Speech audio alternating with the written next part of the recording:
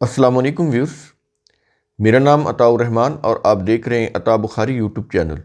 قرآن کریم کی مسلسل ایکسپوزیشن کے سلسلہ میں آج ہم سورہ الانعام کی آیت نمبر 140 کی ایکسپوزیشن کریں گے، 140 نمبر کی آیت۔ سابقہ آیت کا ایک ریکیپ پہلے ملاحظہ کر لیں۔ پیچھے سے بات یہ چلی آ رہی ہے مشرکین سے متعلق کہ اسی طرح بہت سے مشرکین کے لیے ان کے دیوتاؤں نے ان کی اولاد کو قتل کرنا خوشنما بنا دیا ہے کہ وہ اپنی نسلوں کو برباد کرتے چلے جائیں، تو وہ بھی ان کو برا نہیں لگتا بلکہ وہ ان کو اچھا لگتا ہے کہ وہ ان کے لیے اپنی قربانیاں، اپنی اولاد کی قربانیاں دے رہے ہیں، تو اس سے ان کے خدا خوش ہوں گے، ان کے ولی خوش ہوں گے، ان کے بزرگ خوش ہوں گے۔ تو یہاں تک ان کی حالت ہو جاتی ہے، اور یہ سب کچھ اس لیے ہوتا ہے کہ وہ انہیں تباہ و برباد کر دیں۔ ظاہر ہے کہ جو اپنی نسلوں کا بھی خیال نہیں کرتا، اس حد تک اگر کوئی شخص یا قوم اس حد تک وہ دقیانوس ہو جائے، اس حد تک تقلیدی ذہن کی حامل ہو جائے کہ وہ کسی عقل و فکر، کسی علم و حکمت کی بات کو سوچے سمجھے ہی نہ، یہی کہا جائے گا کہ وہ ان کو تباہ کر رہے ہیں، اپنی نسلوں کو بھی تباہ کر رہے ہیں، نہ اپنا خیال کر رہے ہیں، نہ اپنے آنے والی نسلوں کا خیال کر رہے ہیں، خود بھی تباہ و برباد ہو رہے ہیں اور اپنے ساتھ اپنی نسلوں کو بھی تباہ و برباد کر رہے ہیں۔ اور پھر یہ ہے کہ ایک چیز یہ بتائی گئی، دوسری چیز یہ بتائی گئی کہ ان کے دین کو بھی خلط ملط کر کے ان پر مشتبہ کر دیں، یعنی ان کے جو اولیاء یا ان کے جو مذہبی پیشوا، وہ ان کے دین کو بھی ان کے لیے ایک ڈاؤٹ فل بنا دیتے ہیں۔ ان کو سمجھ نہیں آتی حق کیا ہے، باطل کیا ہے۔ وہ حق اور باطل کی اس طرح سے ملاوٹ اور میزش کرتے ہیں کہ حق جو ہے وہ چھپ جاتا ہے اور باطل ان کو بڑا خوبصورت ہو کے سامنے نظر آتا ہے، مزین نظر آتا ہے۔ اس حد تک وہ ان کی ذہنی حالت کر دیتے ہیں، کیونکہ ان کا اپنا ایک مفاد ہوتا ہے۔ جو ان کے مذہبی پیشوا ہوتے ہیں، ان کی تو دکانداری اسی صورت میں چل سکتی ہے نا کہ ان کے فالورز کوئی بھی عقل و فکر کی بات کو سوچیں سمجھیں نہ، اور وہ ان کو فالو کرتے چلے جائیں، اور وہ جو کچھ بھی کرتے ہیں وہ اپنے فائدے کے لیے کرتے ہیں۔ جو بھی عقائد بناتے ہیں وہ بھی ان عقائد کے اندر بھی انہی کا فائدہ ہوتا ہے، دینے والے کا کوئی فائدہ نہیں ہوتا۔ اس کو تو زبانی کلامی عقائد دیے ہوتے ہیں کہ ایسے مال دیں گے تو بخشش ہو جائے گی، اللہ خوش ہو جائے گا، بزرگ خوش ہو جائیں گے، وہ اللہ سے سفارش کر دیں گے، ان کی منتیں مرادیں پوری ہو جائیں گی، ان کی اولادیں ہو جائیں گی، ان کو روزگار مل جائے گا، یعنی جو بھی ان کی منتیں مرادیں ہوتی ہیں، تو بیسیکلی تو وہ ان کو پورا کرنے کے لیے ان کو خوش کر رہے ہوتے ہیں کہ ان کو خوش کریں گے، یہ اللہ سے سفارش کریں گے۔ یہی عقیدہ ہوتا ہے نا شرک کے اندر۔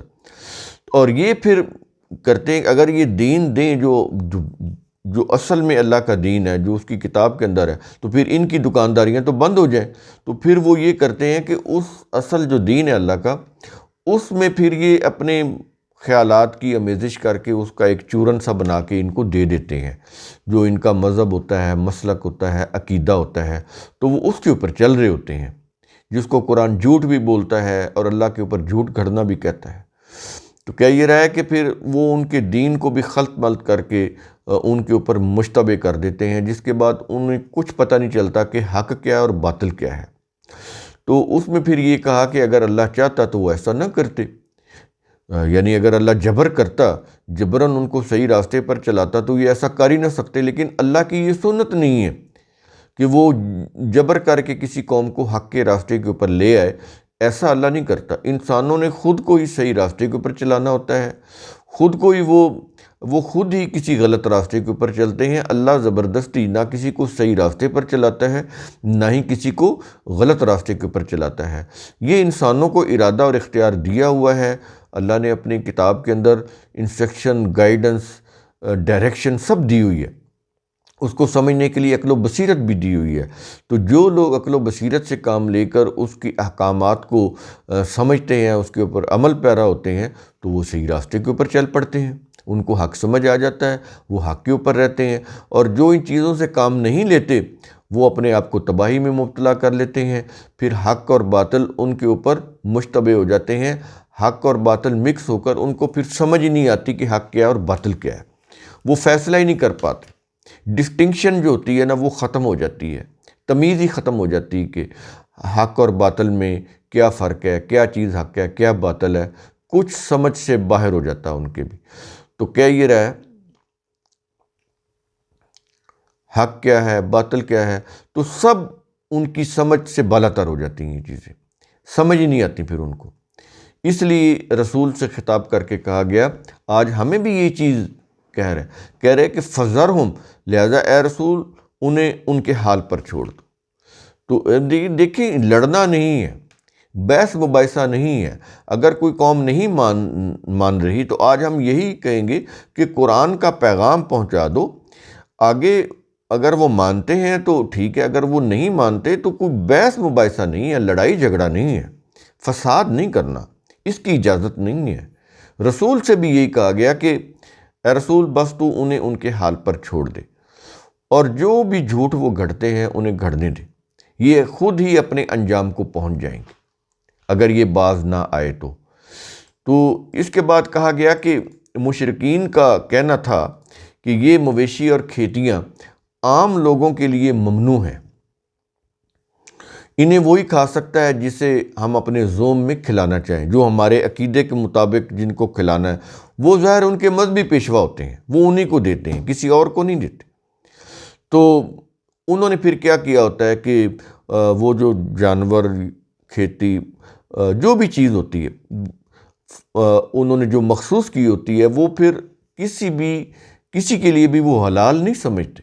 اگر جانور ہیں تو وہ پھر ان کے اوپر سواری کرنے کو بھی حرام سمجھتے ہیں، کیونکہ وہ ان کے بزرگوں کے نام منسوب ہوتے ہیں، وہ ان کے لیے چراگاہیں کھلی ہوتی ہیں، جو جانور جہاں سے چرنا چاہے کوئی ان کو روکتا ٹوکتا نہیں ہے۔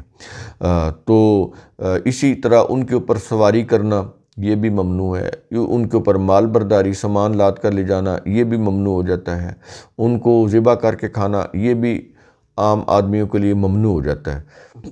تو ان کے جو پیشوا ہوتے ہیں وہ پھر انہی کو دیتے ہیں، وہ کھائیں رکھیں سواری کریں جو مرضی کریں وہ کر سکتے ہیں، لیکن یہ جو ہے یہ استعمال نہیں کر سکتے۔ اب یہ انسانیت کے خلاف ہے یہ چیزیں، اسی لیے قرآن کریم نے یہاں پہ بیان کی کہ یہ انسانیت کے خلاف اتنے بڑے جھوٹ گھڑتے ہیں، عقائد گھڑتے ہیں، لوگوں کے اندر ان عقائد کو انڈیلتے ہیں اور لوگ انہی عقائد کے پیچھے چلے جا رہے ہوتے ہیں، اور ذرا نہیں سوچتے کہ یہ چیزیں انسانیت کے لیے کتنی تباہ کن ہیں، کہ یہ چیزیں جو اللہ نے سب انسانوں کے لیے پیدا کی انہوں نے چند لوگوں کے لیے وہ اپنے مذہبی پیشواؤں کے لیے مخصوص کر دیں، تو ان کو اتنی بھی سمجھ نہیں آ رہی کہ یہ چیزیں خود ان کے لیے تباہی کا باعث ہے۔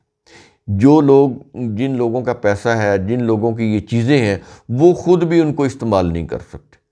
اندازہ لگائیں یہ صورتحال ہو جاتی ہے جہالت کے اندر، توہم پرستی کے اندر۔ قرآن کریم اس کو پوائنٹ آؤٹ کر رہا ہے۔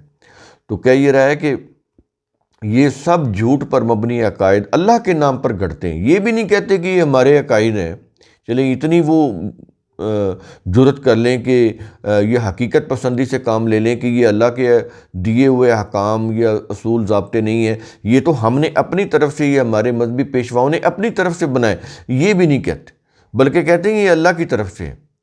جو بھی طریقہ اختیار کرتے ہیں وہ خود بناتے ہیں اور کہتے ہیں یہ اللہ کی شریعت ہے، جو بھی روایتیں ہیں خود بناتے ہیں کہتے ہیں یہ اللہ کی وحی ہے۔ ایسے ہی ہو رہا ہے نا۔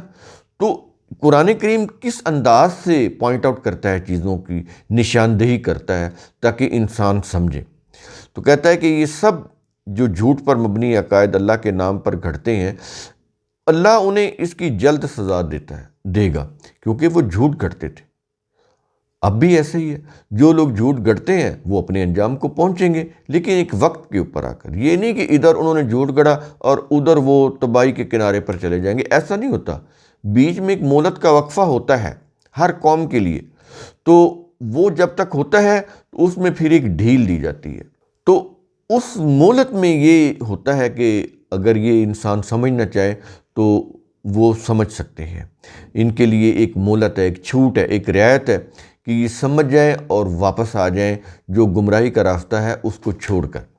لیکن جو لوگ اس کے اوپر مصر رہتے ہیں تو وہ پھر اپنے انجام کو پہنچ جاتے ہیں۔ یہ چیز اس کے اندر کہی گئی۔ پھر اس کے بعد یہ کہا گیا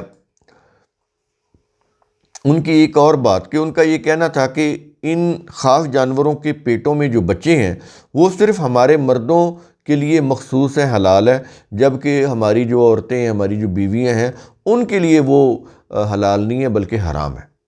یہ توہم پرستی پر مبنی ان کا ایک عقیدہ ہے جو قرآن میں یہاں پہ بیان کیا گیا ہے اس آیت کے اندر، اور کہا کہ ان کا یہ خیال تھا کہ اگر کوئی بچہ مردہ پیدا ہو تو سب مرد عورت اس کے کھانے میں شریک ہو سکتے ہیں، یہ ان کا عقیدہ تھا۔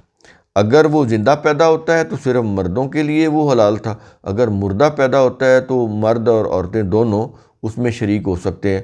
تو یہاں پر یہ چیز کہی گئی، یہ ظاہر توہم پرستی پر مبنی عقیدہ ہے جو قرآن نے یہاں پر بیان کیا ہے۔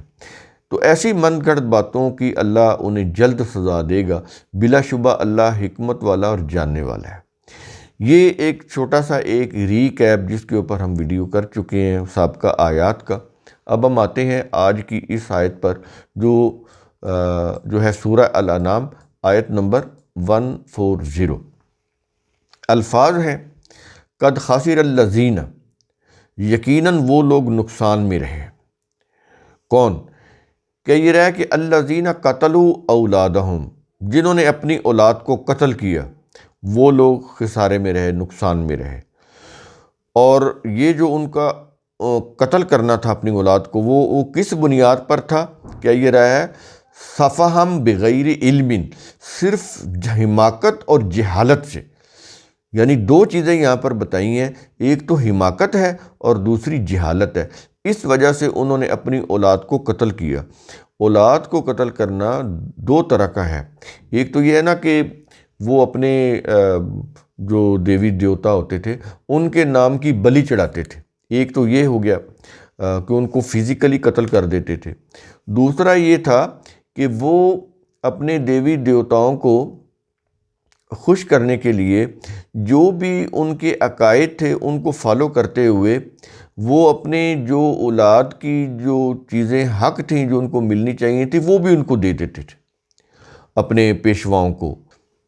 تو اس سے ان کی اولاد کا حق مارا جانا، تو اس کی حق تلفی ہونا کہ وہ چیزیں جو ان کی اولاد کا حق تھیں وہ بھی ان کو دے دیتے تھے۔ اس حد تک وہ تقلید کے اندر آگے نکل چکے تھے، اس حد تک انہوں نے اپنے پیشواؤں کو اللہ کا درجہ دے کے الہ بنا لیا تھا کہ وہ ان کی خاطر اپنے بچوں اور ان کی جو آسائشیں ہوتی تھیں ان کو بھی قربان کر دیتے تھے، تو ان کے جو حصے کا ہوتا تھا وہ بھی ان کو دے دیتے تھے۔ تو اس طرح سے یہ بھی ایک قتل ہے، معاشی قتل ہے اپنی نسل کا، تو وہ یہ کرتے تھے۔ یہ دونوں چیزیں اس کے اندر آ جاتی ہیں، اس لیے قرآن کریم نے یہاں پر حماقت اور جہالت کا لفظ استعمال کیا ہے کہ یہ جو کچھ بھی کر رہے تھے وہ حماقت اور جہالت سے کر رہے تھے۔ اس کے بعد آگے الفاظ ہے، کیا یہ رہا کہ وَحَرَّمُوا مَا رَزَقَهُمُ اللَّهُ، اور ان کو اللہ نے جو رزق دیا اسے بھی حرام قرار دے دیا۔ ایک تو یہ کیا نا اپنی اولاد کو قتل کیا، اپنے جو ان کے خدا تھے، جو ان کے الہ تھے، جو ان کے بزرگان تھے، ان کے نام کی انہوں نے اپنی اولاد کی بلی چڑھائی، ان کو خوش کرنے کے لیے اپنی اولاد کا حصہ مارا، ان کی حق تلفی کی، اپنی اولاد کے حصے کا بھی سب کچھ ان کو دے دیا۔ ایک تو یہ چیز انہوں نے کی، اور پھر دوسرا یہ کیا کہ جو رزق اللہ نے ان کو دیا اسے بھی حرام قرار دے دیا۔ اب یہ جو حرام قرار دینا یہ کیسے کہ یہ جانور جو ہے نا یہ ہمارے بزرگوں کے نام کا ہے، اس کے اوپر سواری کرنا بھی حرام ہے، اس کے اوپر مال برداری سامان وغیرہ لاد کر لے جانا وہ بھی حرام ہے، اس کو ذبح کر کے کھانا یہ بھی حرام ہے، کیونکہ یہ ہمارے جو بزرگ ہیں یہ ان کے نام کا ہے، یہ ان کا حصہ ہے، ہم ان کو دیں گے۔ اپنے لیے انہوں نے حرام قرار دے دیا، جبکہ اللہ نے ایسا نہیں کہا۔ اپنے عقیدے کی روح سے، وہ جو مشرکانہ عقائد ہیں ان کی روح سے انہوں نے اللہ کی حلال کردہ چیز کو خود اپنے اوپر حرام کر لیا۔ خود وہ چیز وہ ان کی ملکیت تھی، وہ جانور انہوں نے خریدا یا پالا پوسا، اس کو بڑا کیا، اسی کو انہوں نے اپنے بزرگوں کے نام منسوب کر دیا اور اپنے اوپر حرام کر دیا۔ تو یہ اللہ نے تو نہیں کہا، تو اس لیے وہ کہہ رہا ہے کہ اللہ نے ان کو جو رزق دیا اسے بھی اپنے اوپر حرام قرار دے دیا۔ زمین سے فصل اللہ نے اگائی، انسان نے تو بیج ہی پھینکا ہے نا، تو وہ فصل کا بھی حصہ نکال کے ان کو دے دیا جو ان کے بزرگ تھے، اپنے اوپر حرام قرار دے دیا۔ ضرورت مندوں کو دیتے جس کا کوئی فائدہ بھی ہوتا، تو ضرورت مندوں کو نہیں دیا، اپنے اوپر بھی نہیں اس کا استعمال کیا، اپنے ان بزرگوں کو دے دیا، اپنے ان دیوی دیوتاؤں کو دے دیا جن کو الہ کا درجہ انہوں نے دے رکھا، اپنی ذات کے اوپر حرام قرار دے دیا، اور ان کے اوپر بھی حرام قرار دے دیا جو اس کی ضرورت مند تھے، کہ یہ جو ضرورت سے زائد تھا وہ ضرورت مندوں کو جاتا تو ان کو بھی نہیں دیا۔ یہ چیز ہوگی۔ تو کہہ یہ رہا ہے کہ افتراء علی اللہ، وہ بھی اس طرح کہ اللہ پر جھوٹ گھڑ کر، یعنی یہ جو عقائد ہیں کہ یہ ہمارے بزرگوں کے نام کا جانور ہے یا ان کے نام کا یہ فصل ہے، اناج ہے، تو یہ ان کے نام کا ہے، تو یہ اللہ کے نام پر جھوٹ گھڑ کر کہ اللہ نے یہ کہا ہے، اللہ نے تو نہیں کہا۔ اپنے جو ان کے مذہبی پیشواؤں تھے ان کے دیے ہوئے عقائد تھے، تو انہی عقائد کو وہ فالو کر کے یہ کہہ رہے تھے، اللہ نے تو نہیں کہا۔ اگر وہ سوچتے، دلیل مانگتے، دکھاؤ اللہ نے کہاں کہا ہے، لیکن انہوں نے ان سے کوئی دلیل نہیں مانگی، جیسے ان کے مذہبی پیشوا کہتے گئے ویسے وہ اس کو اللہ کا پیغام سمجھتے رہے، اللہ کے احکام سمجھتے رہے، تو اس میں وہ برابر کے مجرم ہیں، اس جرم میں وہ برابر کے شریک ہے۔ اگر وہ سوچتے کہ وہ پھر کہتے کہ دکھاؤ کتاب اللہ میں کہاں لکھا ہوا ہے، تو کتاب اللہ میں تو نہیں لکھا ہوا۔ آج بھی آپ دیکھ لیں نا، جتنا بھی یہ مذہب کو لوگ فالو کر رہے ہیں، تو کتنے لوگ جا کے اپنے مذہبی پیشواؤں سے پوچھتے ہیں کہ یہ جو کچھ ہم کر رہے ہیں، یہ جو حج کے اوپر ہم حجر اسود کو چوم رہے ہیں، بیت اللہ کا طواف کر رہے ہیں، شیطان کو کنکریاں مار رہے ہیں، قربانی جانور کی کر رہے ہیں، تو کیا یہ قرآن کے اندر، اللہ کی کتاب کے اندر ہیں؟ دکھاؤ کہاں پہ ہیں۔ تو جتنے بھی یہ اعمال کر رہے ہیں جو بظاہر بڑی نیکی کے اعمال وہ سمجھتے ہیں اور اس کی روح سے سمجھتے ہیں کہ ان کی بخشش ہو جائے گی، تو وہ تو قرآن میں تو نہیں ہے۔ قرآن میں تو قربانی کا کوئی حکم نہیں ہے کہ بازار سے کوئی دمبا لے کے وہ اس کو قربانی کر دو، قرآن میں تو نہیں ہے۔ قرآن میں تو نہیں ہے کہ گائے کے 7 حصے ہیں، اونٹ کے 7 حصے ہیں، اور ان کو خرید کے ان کو قربان کر دو تو اللہ خوش ہو جائے گا اور خون گرنے سے پہلے تمہارے گناہ معاف ہو جائیں گے۔ قرآن میں تو نہیں ہے، تو کہاں پہ ہیں؟ ان کے مذہبی پیشواؤں نے جو روایتیں لکھی ہیں، جو کتابیں لکھی ہیں، انہی کی روح سے وہ یہ سمجھ رہے ہیں کہ ہم یہ کر رہے ہیں اور اللہ خوش ہو رہا ہے، جبکہ اللہ کا ان احکام سے کوئی تعلق ہی نہیں۔ اللہ نے یہ احکام دیے ہی نہیں، دیے ہوتے تو اس کی کتاب کے اندر ہوتے۔ تو یہ جو کچھ بھی کر رہے ہیں اپنے مذہبی پیشواؤں کے کہنے کے اوپر کر رہے ہیں، نہ مذہبی پیشواؤں کا اللہ کی کتاب سے یا اللہ سے کوئی تعلق ہے، نہ ہی یہ جو احکام ہیں ان کا اللہ کے احکام سے کوئی تعلق ہے، اور نہ اللہ کا ان سے کوئی تعلق ہے۔ تو یہ جتنی بھی چیزیں کر رہے ہیں وہ اپنی مذہبی پیشواؤں کے کہنے کے اوپر کر رہے ہیں، کتاب اللہ کی روح سے نہیں کر رہے۔ تو جب یہ حقیقت ہے کہ یہ کتاب اللہ کے مطابق نہیں کر رہے، اپنے مذہبی پیشواؤں اور ان کی کتابوں کے مطابق یہ کر رہے ہیں، تو پھر اس کا جو اجر ہے وہ انہی سے لیں جو ان کے مذہبی پیشوا ہیں، جن کے کہنے کے اوپر یہ سب کچھ کر رہے ہیں، وہ پھر اجر وہ دیں۔ لیکن وہ تو خود جب قیامت ہوگی وہ تو کھڑے ہوں گے مجرمین کی صفوں میں، کیونکہ انہوں نے تو یہ جو اللہ کے مقابلے میں وہ خدائی درجہ انہوں نے اختیار کر رکھا ہے نا۔ یہ خدا ہوتا کیا ہے؟ اربابم من دون اللہ، یہ ہے کیا؟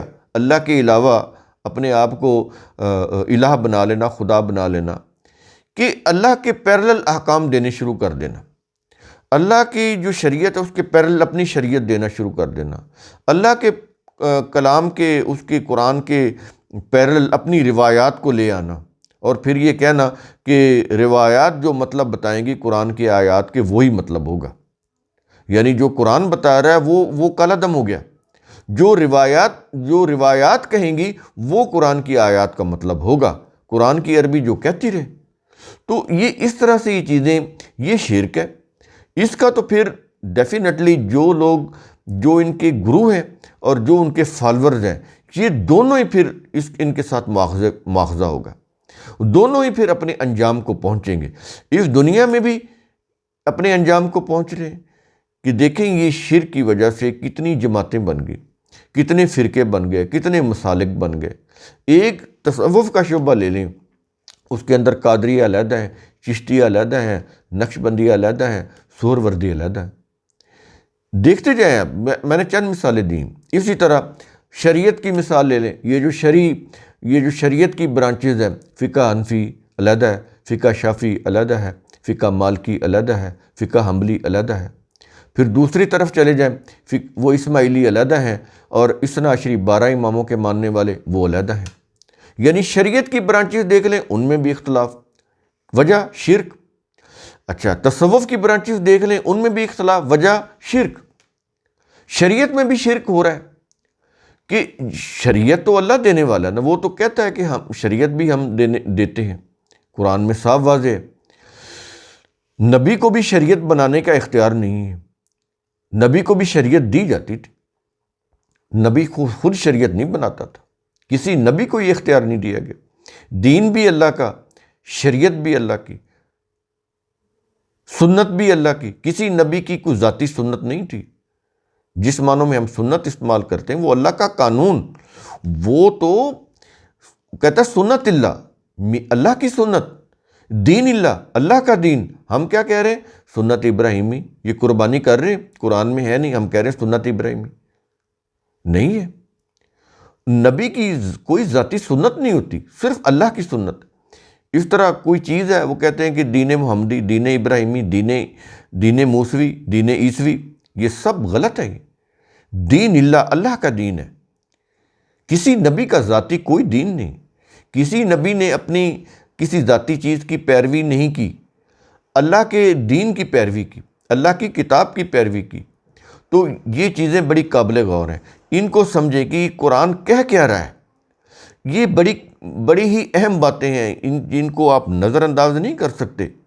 تو کیا یہ رہا ہے کہ وہ بھی اس طرح کے اللہ کے اوپر جھوٹ گھڑ کر، یہ ہے اللہ کے اوپر جھوٹ گھڑنا، کہ خود عقائد بناتے ہیں، شریعتیں بناتے ہیں، فقہ بناتے ہیں، اسلامی قوانین بناتے ہیں، وہ مذہبی قوانین اسلامی نہیں ہیں، اور ان کو کہتے ہیں کہ یہ اللہ کا فرمان ہے، اللہ کے احکام ہے، اللہ کی شریعت ہے، اس کا دین ہے۔ تو وہ کہتا ہے کہ یہ جھوٹ گھڑتے ہیں۔ اس کے بعد آیت کے آخر میں کیا یہ رہا ہے؟ قد ضلوا وما کانوا مہتدین، یقیناً وہ گمراہ ہو گئے اور کبھی ہدایت پانے والے نہ بنے۔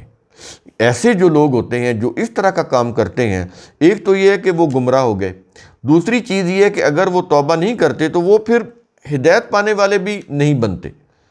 یا تو وہ سمجھ جائیں کہ یہ سارا جھوٹ کا کاروبار ہے، یہ جھوٹ کی فیکٹریاں ہیں، جتنی بھی عقائد ہیں، مسالک ہیں، تنظیمیں ہیں، یہ سب جھوٹ کے کاروبار ہیں، ان کی دکانداریاں ہیں۔ یہ اپنی ان دکانداریوں کو چمکانے کے لیے اس طرح کی جھوٹی باتیں اللہ کے گھڑتے ہیں اور اللہ سے منسوب کرتے ہیں۔ یا تو وہ سمجھ جائے، ان سے باز آ جائے، اگر نہیں آتے تو قرآن کہتا ہے کہ یہ پھر ہدایت پانے والے نہیں ہیں، ان کو پھر ہدایت نہیں ملے گی۔ ہدایت اسی صورت میں ملے گی کہ جب وہ جھوٹ کو چھوڑیں گے، جو جھوٹ انہوں نے گھڑے ہیں اس کو چھوڑیں گے، کتاب اللہ کو سمجھیں گے، تو صحیح جو راستہ ہے، جو حق ہے، اس کے اوپر آئیں گے۔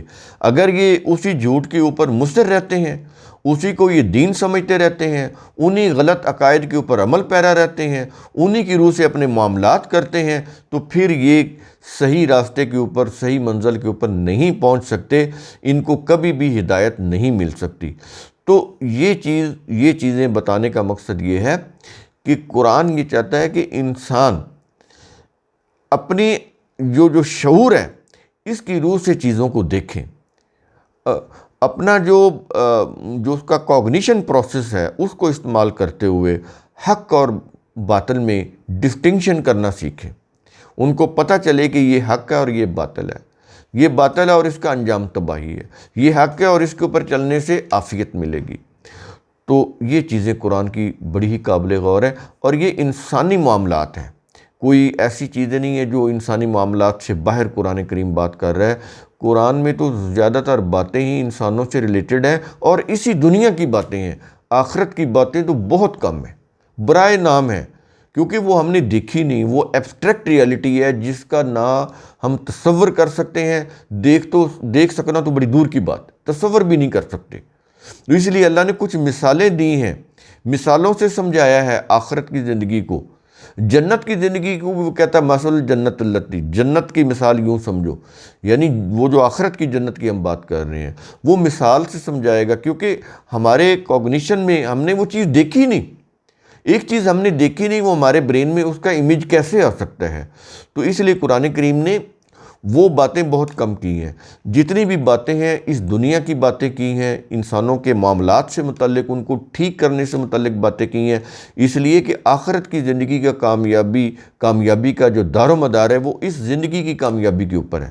اگر اس زندگی میں انسان نے کامیابی حاصل کی ہے تو آخرت میں بھی کامیابی ملے گی۔ اگر اس زندگی میں وہ اپنے آپ کو کامیاب نہیں بنا سکا، حق اور باطل میں وہ ڈسٹنکشن نہیں کر سکا، صحیح راستے کو اختیار نہیں کر سکا، تو وہ اس دنیا میں بھی ناکام ہے، اور آخرت کی زندگی میں وہ جنت کے لیے کوالیفائی نہیں کرے گا، وہ آخرت میں بھی پھر ناکام ہوگا۔ تو اس لیے قرآن کریم پیشگی سمجھاتا ہے انسانوں کو۔ تو قرآن کریم کا اصول ثم تتفکروا، اس کی روح سے آپ خود بھی سوچا کریں، سمجھا کریں، غور و فکر کیا کریں۔ شکریہ۔